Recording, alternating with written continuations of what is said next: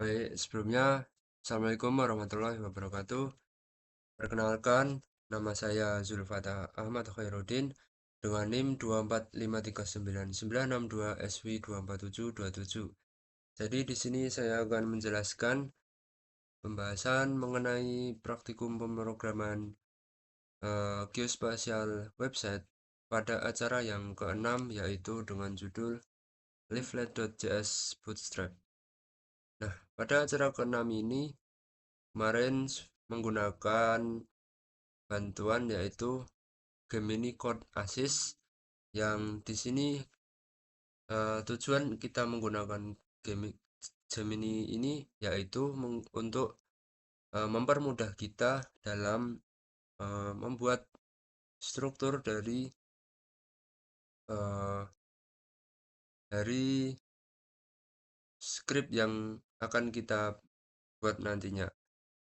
Nah, pada kesempatan kemarin kita telah membuat beberapa prompt yang digunakan untuk menampilkan semua script yang ada di file yang tertampil ini. Maka kita akan menjelaskan satu persatu prompt yang telah dibuat kemarin.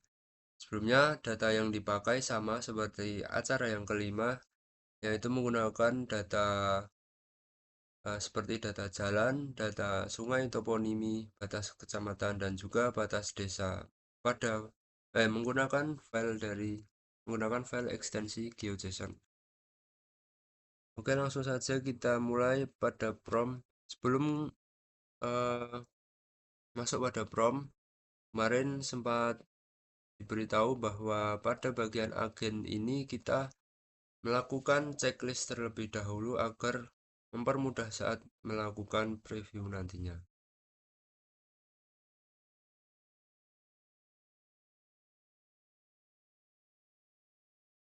Pada bagian prompt kemarin, kita membuat prompt yang pertama, yaitu menampilkan peta web menggunakan leaflet.js wilayah Flores Timur. Nah, di sini langsung terbuat yaitu file index.html. Nah, setelah tampil index.html, kita menghapus semua layer karena terdapat tambahan semua layer pada settingan default, sehingga kita harus menghapusnya. Kemudian menambahkan navbar bootstrap yang ada pada bagian atas pada peta nantinya. Kemudian setelah itu menampilkan layer batas kecamatan menggunakan simbologi graduated dengan kelas menjadi 3 kelas dengan panjang kelas 15.000. Kemudian setelah menambahkan layer batas kecamatan, kita menambahkan layer jalan dengan warna merah. Kemudian setelah itu kita menampilkan layer toponimi menjadi marker. Kemudian menghapus point to layer sehingga data toponimi direpresentasikan dalam marker default. Kemudian menambahkan control layer yang berisi base map dan layer.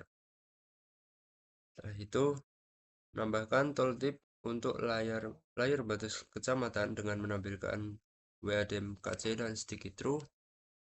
Dan ini yang terakhir, juga membedakan tebal jalan berdasarkan field nama unsur, menambahkan legenda jalan, menggabungkan legenda jalan dengan legenda jumlah penduduk menjadi satu di kanan bawah, kemudian memindahkan legenda dalam control layer, kemudian menambahkan fitur search untuk mencari kecamatan, menerapkan layer pen dengan urutan toponimi, jalan, sungai, batas, dan batas kecamatan, mengubah control layer pada pengaturan desktop dan juga smartphone, menambahkan menu pada navbar, menambahkan menu tentang pada navbar, dan ketika diklik nantinya akan muncul nama, NIM, dan juga kelas.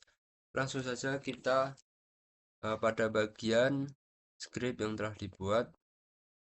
Nah, ini kalau menggunakan bantuan dari Gemini, kita dapat langsung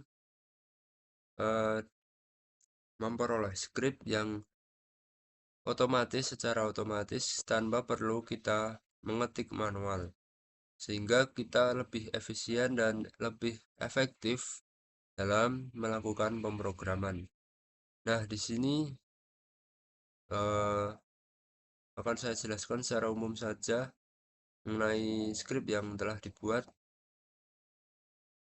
Ini seperti kemarin menambahkan dan mengatur tampilan pada layar. Ini menggunakan layer control dan juga control layer pada base map dan overlay maps. Nah, ini juga terdapat untuk layar jalan, layar sungai, dan kecamatan, dan juga terdapat warna gradasi dari setiap kecamatan. Ini untuk pada bagian urutan dari pen yang telah dibuat. Kemudian ini juga untuk mengatur lebar setiap jalan sesuai dengan jenis jalan. Kemudian dapat juga untuk sungai. Nah, setelah kita, karena sudah otomatis skrip yang telah dibuat, kita bisa langsung masuk pada bagian GitHub dengan melakukan source control dan juga menginisialisasi repository pada GitHub yang telah dibuat.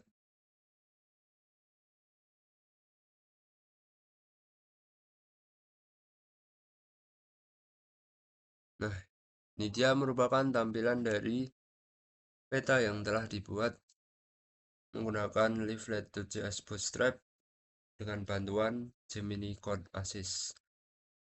Pada bagian atas di sini terdapat navbar yang terdapat judul peta Flores Timur dan juga tentang menu untuk tentang.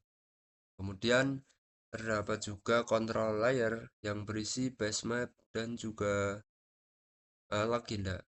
Sini legenda juga bisa dilakukan checklist unchecklist sesuai dengan kebutuhan apa yang kita inginkan, hingga batas kecamatan, jalan, sungai, dan juga toponimi.